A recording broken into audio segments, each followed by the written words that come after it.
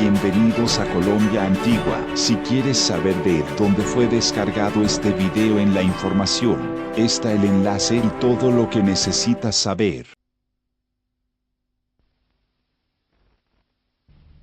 Ce qu'on connaît de la Colombie, c'est l'excellence de son café. Ce qu'on connaît moins, ce sont ses guerres civiles.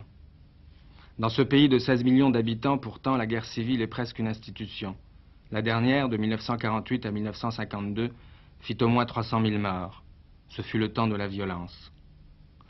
Pour y échapper, des hommes jusqu'alors paisibles prirent les armes à leur tour et créèrent le long de la cordillère ce qu'on appelle maintenant les zones d'autodéfense ou bien les républiques indépendantes, selon qu'on est du côté des rebelles ou des autorités. La plus importante, lorsque nous sommes arrivés en Colombie, était celle de Rio Chiquito. Y entrer avait été simple. 400 km en taxi depuis la capitale, 6 heures de cheval, un contrôle au poste de l'armée qui marque la frontière de la zone rebelle, un deuxième contrôle au poste rebelle, et nous y étions.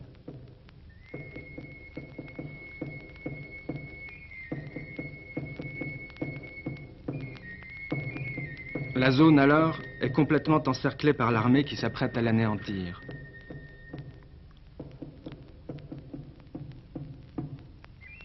La plupart des 2000 familles qui vivaient là depuis 10 ans, paisiblement, en marge des lois, sont parties chercher ailleurs d'autres terres où planter le maïs, la banane et la canne à sucre.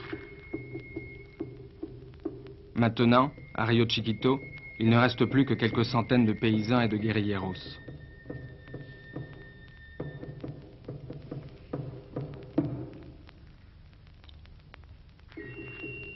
À la radio, le ministre de la Guerre vient de proclamer « Les républiques indépendantes auront disparu avant la fin de l'année ». Rio Chiquito sait que ses jours sont comptés et vit sur ses gardes.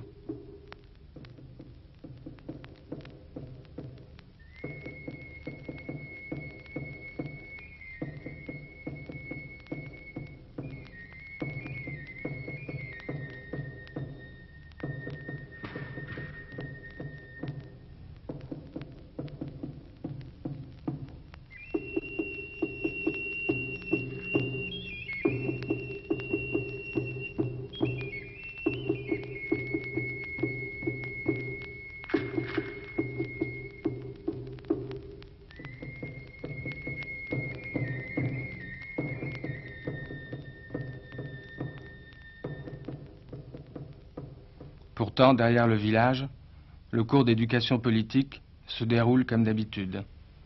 Nosotros también veíamos que como a medida que el presupuesto de guerra viene aumentando diariamente. Celui qui parle, c'est un étudiant, Hernando. Il ne voulait pas que son visage soit filmé pour des raisons de sécurité. Une rafale de mitraillettes le tuera quelques semaines plus tard lors d'un accrochage avec l'armée. Trop d'argent va à l'armée et à la police, trop peu à l'enseignement. Quand un village veut une institutrice, les paysans doivent réunir leurs maigres économies pour payer son salaire. Del sustento, de lo que ganan, de su salario, pagar la maestra, pagar la gente que pueda desempeñar esta tarea en el plano educativo. Le commandant Manuel Marulanda, surnommé Tiro Fijo, tir juste, est un homme célèbre. L'année dernière, il a résisté 6 mois dans le Marquetalia à l'attaque du tiers de l'armée colombienne. Ennemi public numéro 1 pour les autorités qui ont mis sa tête à prix, c'est un héros presque légendaire parmi les paysans pauvres de la Sierra. En 1964 vuelve el gobierno a desatar una persecución con un total de... Lorsque l'armée nous attaqua en 1964, elle croyait nous écraser. Notre mouvement, au lieu de se laisser anéantir, a pris de nouvelles forces. Nous avons même élaboré un programme auquel ont adhéré de nombreuses organisations révolutionnaires. Nous continuerons tous ensemble la lutte pour la réalisation de ce programme. Le programme de Manuel, c'est une réforme agraire radicale. Pour y parvenir, un seul moyen, la prise du pouvoir. C'est pour cela qu'il se bat, comme d'autres se battent au Venezuela, au Pérou, au Guatemala.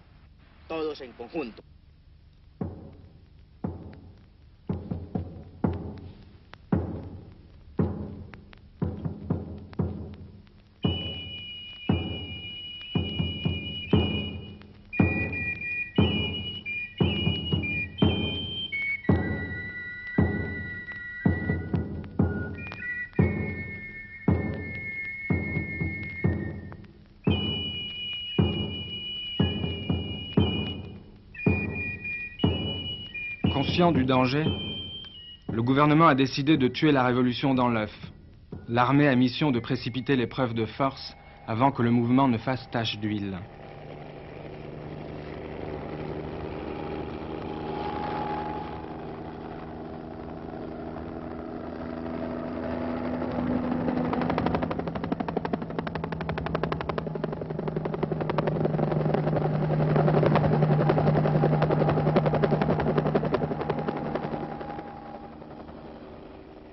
Avant l'attaque, comme avant un orage, viennent des signes précurseurs. Il y a d'abord les injures tonitruées par les informations à la radio.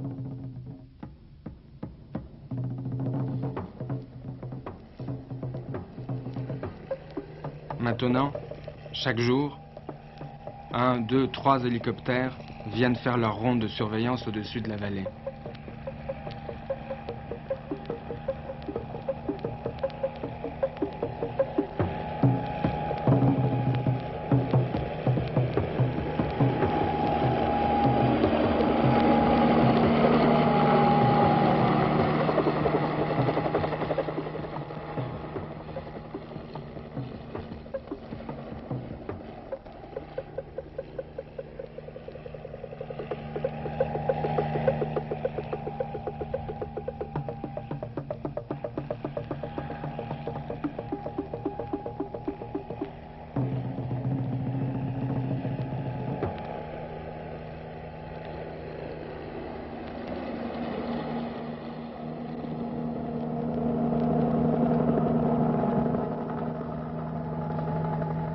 Et puis, un jour, à 6 heures du matin, c'est l'attaque. Le village sera bombardé pendant 6 heures. Mais on s'y attendait, et il était désert.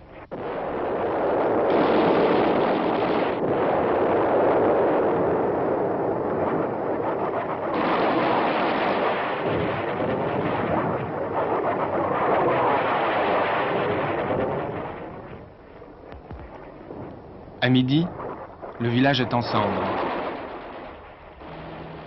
Quand l'armée prendra possession des ruines, le lendemain, elle publiera ce communiqué de victoire, mission accomplie, Río Chiquito est rentré dans la vie nationale.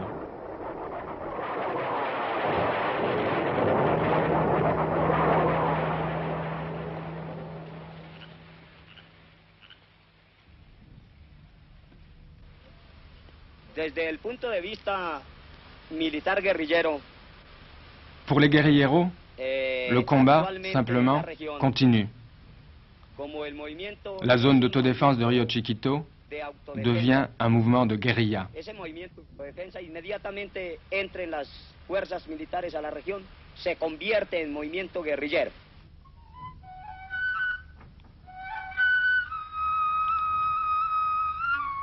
Il n'est pas question d'essayer de mener une guerre de position. La force des guerrilleros, c'est leur mobilité. Le problème le plus urgent, c'est celui des familles. En bas de la vallée, à gauche, à droite, l'armée. En haut, la montagne, la jungle. D'un côté, une mort presque certaine. De l'autre, un long exode. La faim, le froid.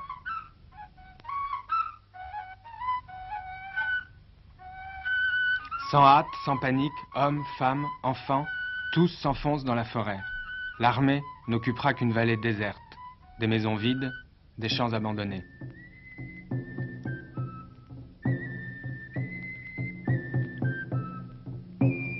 Pour protéger cette retraite, les guerrilleros contre-attaquent.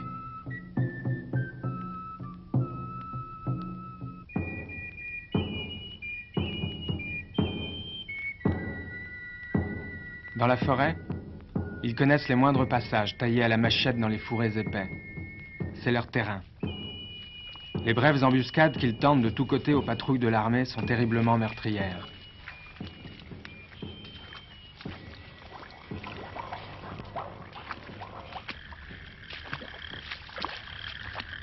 Malgré la parfaite organisation de ce repli, il y aura des morts. 3 familles n'ont pas voulu se cacher. 17 personnes, dont plusieurs femmes et des enfants, ont été capturées par l'armée. Toutes ont été tuées. C'est un Indien qui a vu le massacre.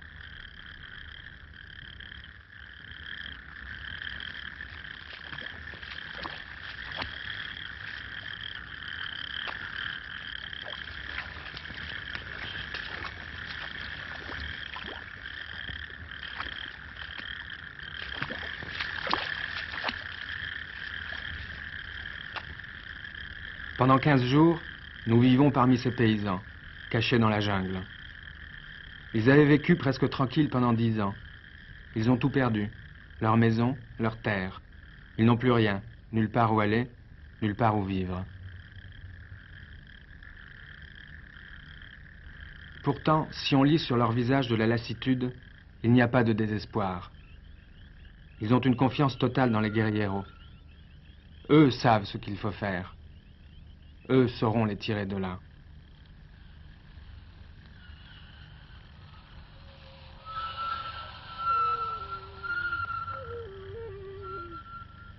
Au creux de la forêt, une nouvelle vie établit son cours provisoire. Les contre-attaques ont porté leurs fruits, l'armée pour l'instant a renoncé à avancer. Sa nouvelle tactique, c'est le siège. Dans la forêt, il n'y a aucune ressource alimentaire, mais 500 bouches à nourrir. Quand la dernière vache aura été abattue, quand les dernières réserves de maïs seront épuisées, il faudra bien sortir. L'armée attend. En vain, car par la montagne, on peut passer. Et tout le monde passera, les guerrieros l'ont dit, sans exception.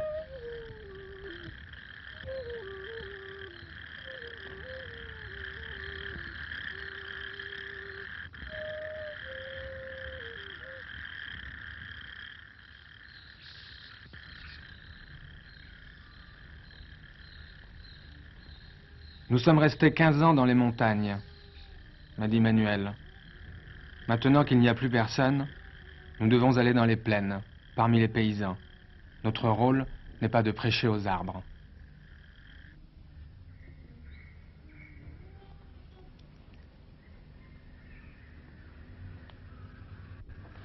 Camaradas, todos ustedes habrán leído la última hoja de propaganda que lanzó la aviación Camarades, del gobierno. vous avez tous lu la dernière feuille de propagande lancée par l'aviation du gouvernement. Cette propagande, en résumé, signifie que le glorieux comité central de notre parti nous a abandonnés dans notre juste lutte pour la chute du régime et l'instauration en Colombie d'un gouvernement populaire de libération nationale. Por el derrocamiento del régimen y por la instauración en Colombia de un gobierno popular de liberación nacional. Mas no es así. Mais cette propagande est mensongère. Reaccionaria del gobierno, como la propaganda negra de los mandos militares, lo dice en sus hojas. Nous n'avons jamais su la fin de ce discours. Une patrouille de l'armée trop proche nous obligea à regagner précipitamment les profondeurs de la forêt.